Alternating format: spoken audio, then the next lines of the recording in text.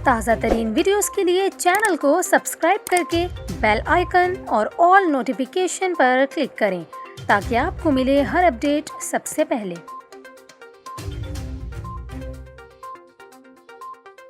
और अभी आपको बताएं, दरियाए सिंध में सखर बैराज के मकाम पर ऊंचे दर्जे के सैलाब का खतरा है। सखर में दरिया के वस्त में कायम साधु बेला मंदिर मुकम्मल ज़ेर-ए-आब आने के बाइस इंतज़ामिया की जानिब से चंद रोज़ के लिए बंद कर दिया गया है। इंतज़ामिया के मुताबिक दरियाए सिंध में पानी की सतह में मुसलसल इजाफा जारी है, जहाँ 36 घंटों में ऊंचे दर्जे के सैलाब का खतरा है। दूसरी जानिब गुड्डू बैराज में बड़ा सैलाबी रैला दाखिल होने से कच्चे का इलाका डूब गया, जिसके बाद लोग बचाव बंदों में आकर बैठ गए हैं। गुड्डू बैराज में पानी की आमद 5,944 क्यूसिक है।